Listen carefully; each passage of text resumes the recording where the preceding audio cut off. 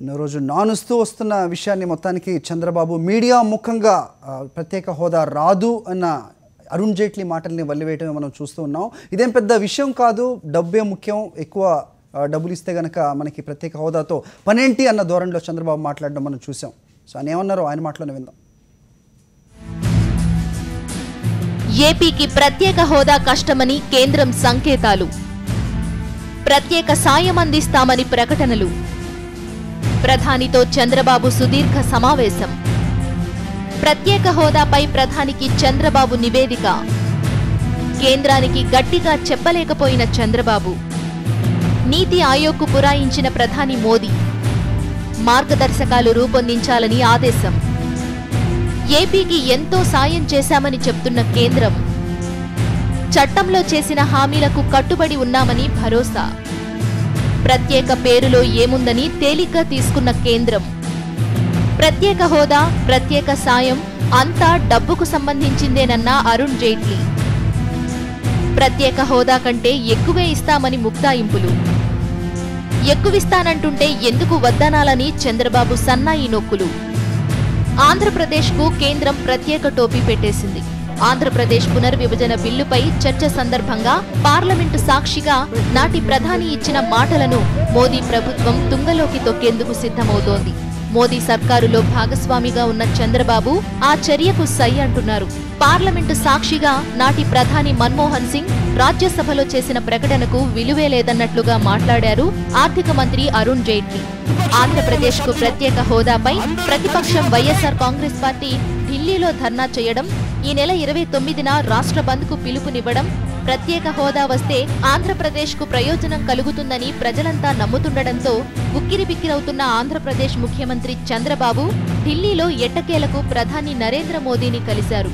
దాదాపు గంటన్నర సేపు జరిగిన చర్చల్లో ఆంధ్రప్రదేశ్ పునర్విభజన చట్టంలో ఇచ్చిన హామీలు, నాటి ప్రధాని మన్మోహన్ సింగ్ సభలో చేసిన ప్రకటన, ఇప్పటి వరకు కేంద్రం అందించిన సాయం, పెండింగ్ లో ఉన్న చర్యలు తదితర విషయాలన్నీ వివరించారు. ఈ సమావేశంలో ఆర్థిక మంత్రి అరుణ్ జైట్లీ, ఆర్థిక శాఖ కార్యదర్శి, ప్రధాని కార్యాలయ ఉన్నతాధికారులు, నీతి ఆయోగ్ ఉపాధ్యక్షుడు అరవింద్ పనగడియా కూడా పాల్గొన్నారు. అన్నీ సావధానంగా విన్న ప్రధాని చట్టంలో ఇచ్చిన హామీల అమలుకు కట్టుబడి ఉన్నామని చెప్పారని ఆర్థిక మంత్రి జైట్లీ తెలిపారు. ప్రత్యేక హోదాపై ఆయన స్పష్టత ఇవ్వలేదు. ప్రత్యేక హోదా, ప్రత్యేక సాయం ఏదైనా డబ్బుతో ముడిపడిన వ్యవహారమే కదా అని తేలిగ్గా తీసుకున్నారు. After all, whether you call it special assistance or special status, it has to be translated into money.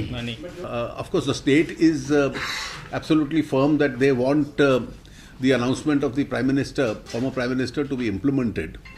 Now there has to be a reconciliation between that and the recommendations of the 14th Finance Commission, and whether and in what manner the state could be compensated, because ultimately it is not more than the name, it is the substance of the grant which the state needs for the industrialization, infrastructure and the new capital.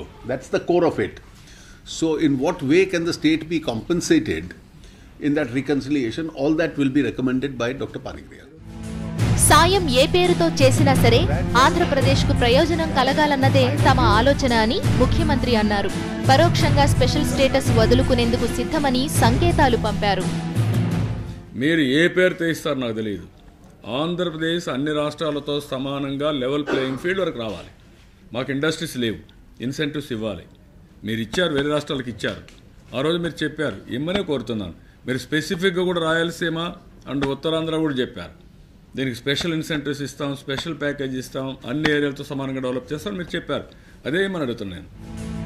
Special status కోసం గట్టిగా demand చేస్తున్నామని చెప్పిన చంద్రబాబు దాంతో పెద్దగా ఒరిగేదేమీ లేదని సన్నాయి నొక్కులు నొక్కారు. Special status అనేది అన్ని రోగాలు నయం చేసే సంజీవని కాదని అన్నారు. అదే మరి కొంతమంది కావాలని కన్ఫ్యూజ్ చేసి స్పెషల్ స్టేటస్ ఇస్తే ఇది ఒక సంజీవని కింద అన్నీ అయిపోతాయని. ఏం వస్తాయండి? రెండే వస్తాయి. ఆ రెండులో ఏంటి? ఒకటి ఈఏపీ, రెండు central sponsor schemes. Central sponsor schemes తగ్గించేశారు, 62 నుంచి 52% వచ్చింది. ఈఏపీ వచ్చే కొద్దిగా ఎంత వచ్చింది? ఎన్ని ప్రాజెక్ట్స్ ఇస్తే గవర్నమెంట్ ఆఫ్ ఇండియా, అది మళ్ళీ వాళ్ళు క్యాబినెట్లో తీసి వాళ్ళు పాస్ చేయాలి. ఎన్ని సేవ్ వస్తాయి. కాబట్టి దట్ ఈజ్ నాట్, అది ఒక ఎస్ డెఫినెట్గా అది కూడా కన్సిడర్ చేయాలి. అదే సమయంలో లెవెల్ ప్లేయింగ్ ఫీల్డ్ వచ్చే వరకు నాకు రాజధాని బిల్డింగ్లు కడతా ఉంటున్నారు. బిల్డింగ్లు కడితే ఇదేం అడ్మినిస్ట్రేటివ్ బ్లాక్ అండి? అడ్మినిస్ట్రేటివ్ బ్లాక్తో ఏమవుతుంది? హైదరాబాద్లో అడ్మినిస్ట్రేటివ్ బ్లాకా? హైదరాబాద్ సెక్రటరియట్లో ఏముంది? ఒక మూల ఉంది, కాహనతుంది, ఏముంది అంటే పోయి? అది కాదు కావాల్సింది. సైబరాబాద్ సిటీ వచ్చింది, ఎకనామిక్ యాక్టివిటీ వచ్చింది, ఆడ నుంచి ఆదాయం పెరిగింది, ఆడ నుంచి డైనమిజం వచ్చింది. This is where I'm asking to create this type of environment create చేయాలి.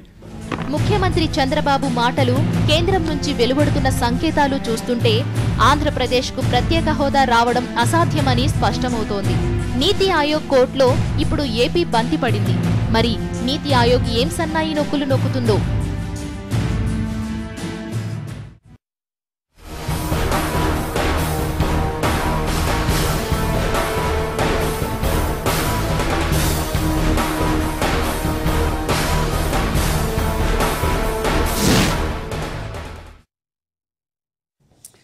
నాన్చుడు లేదు తేల్చేయటమే అన్న నేపథ్యంలో ఇవాళ చంద్రబాబు ఢిల్లీలో మాట్లాడిన విషయం చూసాం. ఏపీకి ప్రత్యేక హోదా లేనట్టే అన్న సంకేతాలు క్లియర్గా వెలువడ్డాయి. దీని మీద చర్చించడానికి మనతో ఉన్నారు సీనియర్ జర్నలిస్ట్ తెలకపల్లి రవి గారు, అలాగే రవిచంద్రారెడ్డి గారు, కిసాన్ సెల్ అధ్యక్షులు, వైఎస్ఆర్సీపీ నుంచి అధికార ప్రతినిధి వాసిరెడ్డి పద్మ గారు ఉన్నారు. మరి కాసేపట్లో బీజేపీ నేత రఘు బాబు గారు కూడా మన సాక్షి స్టూడియోస్లో జాయిన్ అవుతారు. నమస్తే అండి. మొత్తానికి సో ఇది matter is substance of the grant అంటున్నారు అరుణ్ జైట్లీ గారు. సో ఆర్థిక ప్యాకేజీకి సంబంధించింది ఏదైనా డబ్బుతో కూడుకున్న వ్యవహారమే కాబట్టి పేరులో ఏముంది అన్నట్టుగా ఆయన మాట్లాడడం మనం చూస్తున్నాం.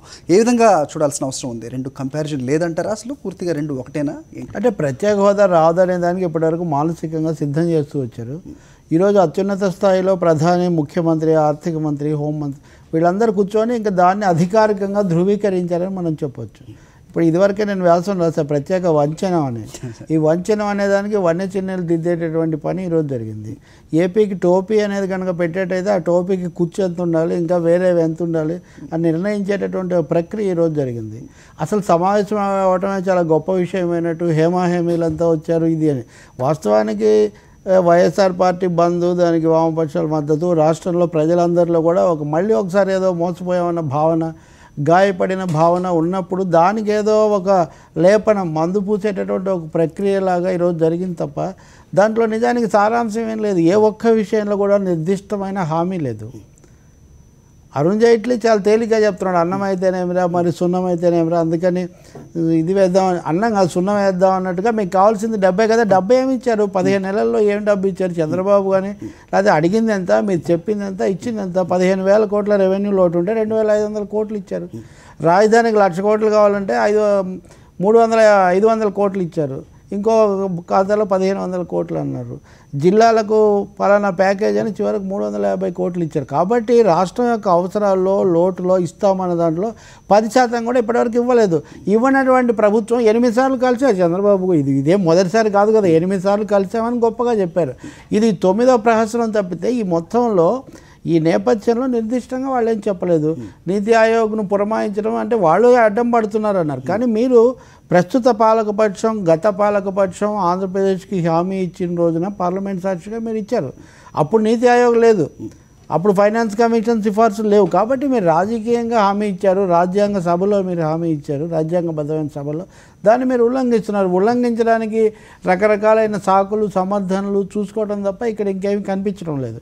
రేపు చేస్తామనే దానికి పోనీ క్వాంటిటీ, క్వాలిటీ, డెడ్ లైన్ అంటారు కదా, ఏదైనా పెట్టారంటే ఇంత ఇస్తాము, లేదా ఈ పద్ధతిలో ఇస్తాము, దాని స్వరూపం ఇలా ఉంటుంది, ఫలానా తేదీ లోపల ఈ ప్రకటన వెలువడుతుంది, ఏమీ లేదు కదా. అందుకని ఇది ఒక ఆబ్స్ట్రాక్ట్ ఆర్ట్ అంటారు చూడండి, ఒక నైరూప్య చిత్రం. అక్కడ ఏం లేదు, నిజానికి జరిగింది ఏం లేదు.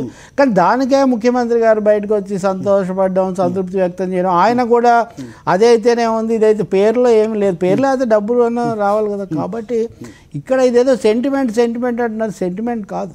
చాలా స్పష్టంగా పార్లమెంట్ సాక్షిగా ఇంతకుముందు కూడా తెలంగాణలో సెంటిమెంట్ అన్నారు. నిజానికి 9వ తారీఖున ప్రకటన చేసి వెనక్కుపోయారు. ఒకప్పుడు డిసెంబర్ 9 తర్వాత తెలంగాణలో ఎటువంటి భావన ఉందో పార్లమెంట్లో ఇచ్చిన దాని నుంచి వెనక్కుపోతున్నారన్న ఒక భావన ఇప్పుడు ఆంధ్రప్రదేశ్లో ఏర్పడింది.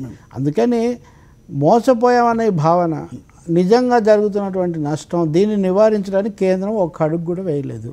ఒక్క ప్రతిపాదన కానీ, ఒక్క ప్రకటన కానీ లేదు. దీన్ని ఏదో పెద్ద బ్రహ్మాండమైన విజయంలాగా ప్రచారాస్త్రాలు ప్రయోగించడం నిరర్థకం. బహుశా ప్రజలు అంత సులభంగా నమ్ముతారని నేను అనుకో. ఒకవైపు చంద్రబాబు నాయుడు అంటున్నారు ప్రజలు చాలా తెలివైన వాళ్ళు దీన్ని అర్థం చేసుకుంటారని, మరోవైపు రాజ్యాంగ ఉల్లంఘన అనేది ఇక్కడ స్పష్టంగా కనిపిస్తోంది. గత ప్రధానమంత్రి, ఏ ప్రభుత్వం అయినా సరే ప్రధానమంత్రి స్వయంగా రాజ్యసభలో ప్రవేశపెట్టిన తర్వాత అందరూ ఒప్పుకున్న దాన్ని ఇవాళ దాన్ని ఏ మేరకు దాన్ని ఆమోదిస్తున్నారు అనేది ఒక పెద్ద క్వశ్చన్ మార్క్గా ఉంది. రాజ్యాంగ ఉల్లంఘన అని మాత్రం ప్రతి ఒక్కళ్ళు చెప్తున్న నేపథ్యంలో కాంగ్రెస్ పార్టీ ప్రతినిధిగా ఏం చెప్తారు? ఇది రాజ్యాంగ ఉల్లంఘనే కాదు సార్. ఇప్పుడు ప్రధానమంత్రి ఏదో హామీ ఇస్తే ఒప్పుకోవడం కాదు జరిగింది. అక్కడ జరిగింది ఏంటంటే ప్రధానమంత్రి గారు క్యాబినెట్ రిజల్యూషన్ పాస్ చేయించారు. ఆయన ఇచ్చిన హామీకి, ఆయన ఇచ్చిన హామీని క్యాబినెట్ రిజల్యూషన్ పాస్ అయిన దాన్ని 14వ ప్రణాళికా సంఘానికి పంపడం జరిగింది. ప్రణాళికా సంఘానికి పంపినప్పుడు దాని మీద యాక్షన్ రావడానికి ఎలక్షన్ కోడ్ అడ్డం పడింది. ఎలక్షన్ కోడ్ అడ్డం లేకపోతే అప్పుడే ఇంప్లిమెంట్ అయిపోయింది. ఆ రోజే పునర్విభజన చట్టంలోకి కోడ్ అనేది ఇంకో కొన్ని రోజులుగానే ఉండుంటే అప్పుడే ఇంప్లిమెంట్ అయ్యేది. మేము ఈరోజు అడిగేది ఏంటంటే కాంగ్రెస్ పార్టీ ఇచ్చిన special category status, special status కాదు, స్పెషల్ కేటగిరీ స్టేటస్ని కాంగ్రెస్ పార్టీ ఇచ్చింది. మీకు అమలు చేస్తే మీకు చెడ్డ పేరు వస్తుందో, లేకపోతే కాంగ్రెస్ పార్టీ ఇచ్చింది అని మనం ఎందుకు అమలు చేయాలన్న కక్షపూరితమైన ధోరణిలో ప్రజల మీద కక్ష సాధిస్తున్నారు. ముఖ్యంగా మనం గమనించినట్టయితే బీజేపీ పార్టీకి సౌత్ ఇండియా అంటే కొంచెం కూడా ప్రేమ లేదు. ఎందుకు ప్రేమ లేదు? సౌత్ ఇండియాలో బీజేపీ ఉనికే లేదు. ఉనికి లేని దగ్గర మనం చేయాల్సిందేముంది? వాళ్ళు అడిగినా అడగకపోయినా బీహార్కి ఆగా మేఘాల మీద పోయి 1,65,000 కోట్ల రూపాయల ప్యాకేజీలు ఇచ్చారు. ఆ ప్యాకేజీలు ఎందుకు ఇచ్చారు? ఎటు యూపీలో గెలిచాం, బీహార్లో కూడా కానీ గెలిస్తే యూపీ బీహార్ ఉంటే చాలు, ఇంకొన్ని నార్త్ ఇండియా స్టేట్లతో ఎప్పటికీ మనమే పరిపాలిద్దాం అనుకుంటున్నారు.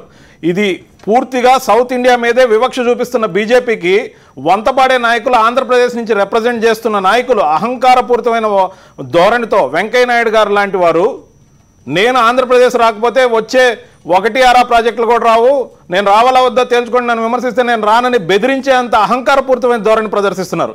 ఇంకొక నాయుడు గారు చంద్రబాబు నాయుడు గారు ఈ రోజు వరకు సన్నాయి నొక్కులు నొక్కుతున్నారే కానీ అసలు విషయం చెప్పలేదు. ఈరోజు ఢిల్లీకి వెళ్ళిన చంద్రబాబు నాయుడు గారు పూర్తిగా యుద్ధానికి పోతున్నారన్న వాతావరణంలో ఆంధ్రప్రదేశ్ ప్రజలు నమ్మారు.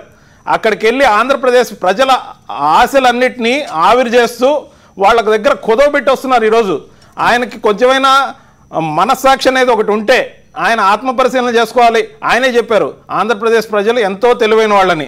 ఆ తెలివి అంతా పూర్తిగా చూస్తున్నారు, ప్రజలందరూ గమనిస్తున్నారు, ప్రతి విషయం గమనిస్తున్నారు. మీరు అనుకుంటున్నారేమో అరుణ్ జైట్లీ గారు మీ పక్కన కూర్చొని ఒక స్టేట్మెంట్ ఇస్తూ ఏదైతే ఉంది డబ్బే ప్రధానం, హోదా అనేదే ఉంది, పదం అనేదే ఉంది, హక్కు కాకుండా దానం ధర్మం ఇచ్చేదని ఎలా ఉంటుందంటే ప్రతి సామాన్యుడికి అర్థమయ్యే లాంగ్వేజ్లో అర్థం అవ్వాలనే ఉద్దేశంలో మాత్రమే ఈ మాట చెప్పడం జరుగుతుంది.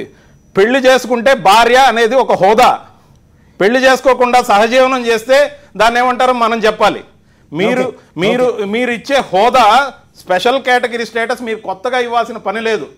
కాంగ్రెస్ ఆల్రెడీ ఇచ్చింది, దాన్ని మీరు అమలు చేయండి. అది కాంగ్రెస్ ఆల్రెడీ ఇచ్చింది, దాన్ని అమలు చేయడమే తర్వాయి దానికి పెద్ద ఆటంకాలు ఏవి లేవనేది మన రవిచంద్రారెడ్డి గారు చెప్తున్నారు. రాసిరెడ్డి పద్మ గారు ఏం చెప్తారో చిన్న బ్రేక్ తర్వాత చూద్దాం. Let's take a very short break in 4th Estate.